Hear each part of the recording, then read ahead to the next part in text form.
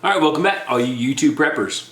It's Prepping Outside the Box. I'm Josh, and this time we're going over, it's actually a pretty fun topic. We're just going to take a slice of the pie, though, right now, and it's thinking like a bad guy.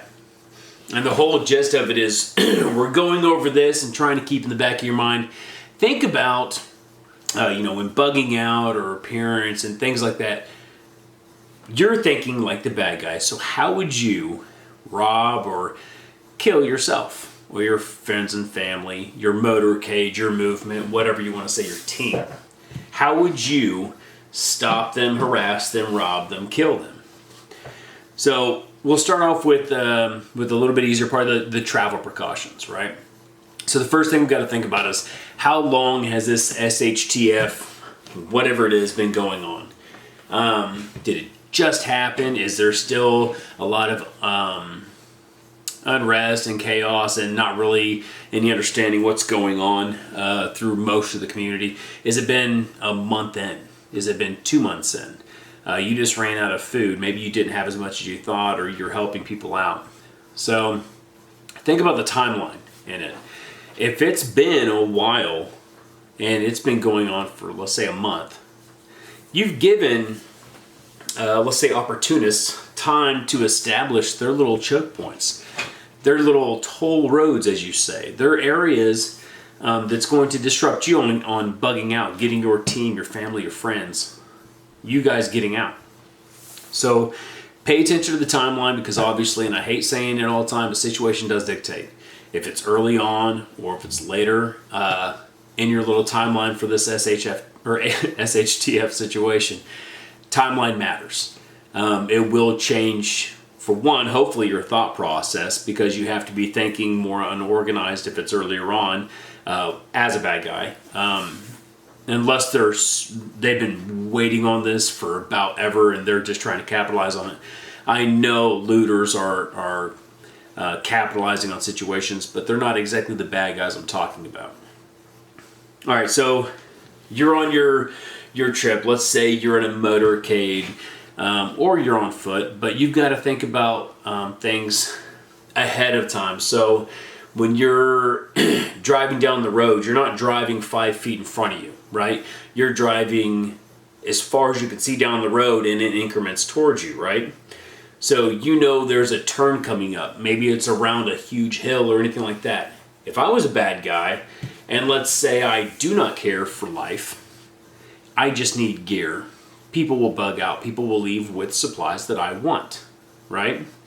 As a bad guy, what's to stop somebody from putting caltrops, from putting some kind of debris in the road, from stopping you on a corner that is basically blind, right? Going around a hill, things like that. What's to stop them from choke points like that? So you want to keep that in the back of your mind. Actually, for later on, what we're going to talk about when we're talking about routes is traps, choke points, and being funneled into an area where you don't have really an escape, right? So corners on a motorcade would be huge. All right, deceptions and distractions, right? In country, like in Iraq, Afghanistan, stuff like that, you had instances when Iraq where girls were flashing things. They would do things to distract Marine soldiers, what have you, on what's going on, and it would end up being an ambush. Or there'd be a cache of AKs on the side of the road, like they've just been dropped down to get a motorcade to stop and collect them, but it was a spot for mortars to hit, right? That's been mostly dialed in. But anyways, so deceptions and distractions, you've got to, if it's out of the norm, it's probably not right? Unless they're just desperate for a ride, I guess. Or someone really did leave a pile of AKs laying on the ground. You know what I mean? Supplies. But pay attention to deceptions and distractions. And just, if you were the bad guy, think about it when you come across it. Is this what you would pull on somebody, yourself, to rob or kill yourself? Another thing would be surveillance. So it might not be something that's immediate.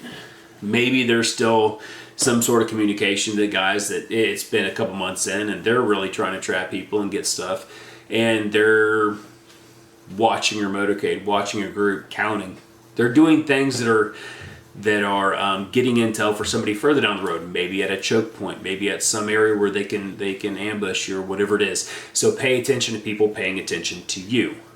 Just because they're interested because you're a group doesn't mean they're just some easygoing civilian that thinks you guys look cool. You know what I mean? So pay attention to surveillance. They might be doing more than you think they're doing. So we've got traps and timelines, deceptions, all that kind of stuff. You gotta also figure out, depending on where you're at, and I can't cover every terrain, I get that, but let's say you're leaving the suburbs of the city. There's hard targets, there's soft targets, right? If you're gonna do the gray man, you're most likely going to be a soft target, right? It depends on what you think your threat is. So think about the fact of what you're going to be put up against, the timeline for when this has been going on, what you're expecting, and figure out if you need to be more of a hard target where people do not want to mess with you or have the perception that you're dangerous, or if you're going to be some gray man, soft target, or whatever it is, and look nearly unarmed, or look one of them, whatever you want to say, but somebody that's more of a vulnerable target, right? A soft target. Maybe one is better than the other depending on the situation. Maybe you are getting out of a bad riot and you're not wanting to. And I heard that, and I can't remember his name. I apologize. But there's another prepper on here that was talking about being a gray man during riots and getting out of town. So maybe that is a situation, but I'm going further. I like to go further down the line. I like to touch on SHTF when you're almost not coming back from it. You know what I mean? So hard targets and soft targets, think about your appearance when you're doing that. Another part of that, there's some sick people in the world. Everyone knows it. If your daughter's walking around, long blonde hair, long dark hair, whatever, maybe give her a trim, maybe put it in a hat, maybe do something to not make your little girl look like a little girl. You know what I mean? I only say that because I'm trying to lessen the enticement of some sick person wanting to mess with us, right? So I'm not saying shave your daughter's head. Okay, don't take it crazy. But maybe put a hoodie on her. Do something, if it's winter, fall time. Do something to make her more one of the boys while you guys are going on your walk out of town.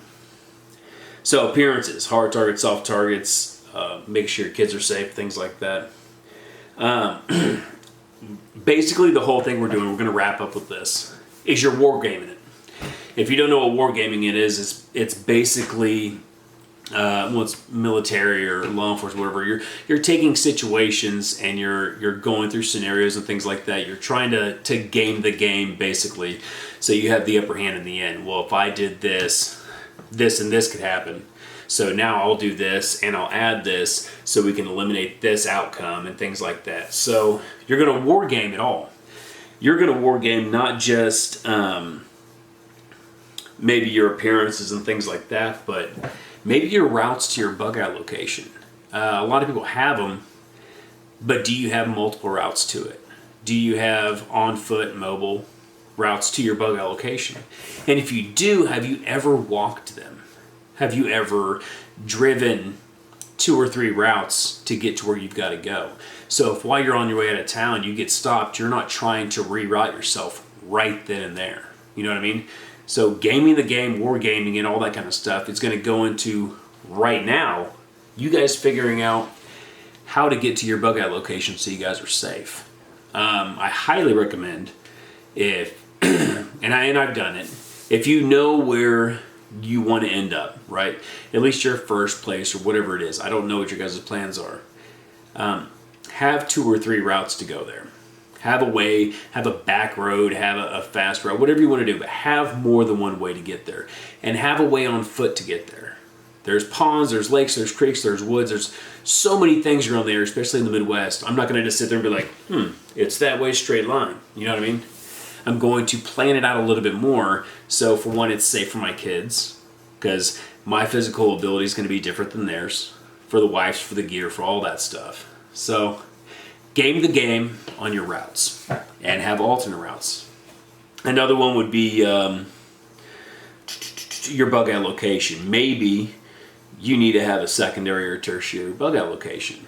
I know that's not always feasible, but at least maybe in a small, and people talk about leaving little caches and stuff like that around. You might not even need that, but maybe a location you know is safe enough outside. Maybe it's hidden enough that you can hunker down for a day or two, right? So have a secondary, have a tertiary bug out location, maybe on the way to your main one, right? But you're gaming the game again, so go visit them, right? Take your kids there, take your wife there, your husband, whatever. Take your family and friends there. The ones that you plan on being with, go camping for the weekend. Take your tertiary route, take your walking route to your bug out location. Do something that's going to let you guys train on it, let you guys think on it, and then all of a sudden, maybe it's not the cleanest route and you've got to change it up and now you're ready for the next time, right? So we've gone over travel precautions, timeline, traps, deception, distraction, surveillance, things like that. Your parents, hard target, soft target, gaming the game, wargaming it. Your routes, your bug out locations. You could do the same thing with your gear. You can game the game the whole way. Doesn't mean it's going to work out that way, but it could give you an advantage and help you maybe find flaws in your perfect plan right now. I always like to say Murphy gets his and most things are going to go to shit. So the more of a chance you have, the better. So gaming what you can, having that secondary, tertiary is going to help you out a lot. Again, I will touch more back on this later. There's a couple other little topics you could throw in there with thinking like a bad guy, thinking about how you would rob or kill yourself. But for now, we're going to stop it at that. And this is Prepping Outside the Box. I'm Josh, and I'll see you tomorrow.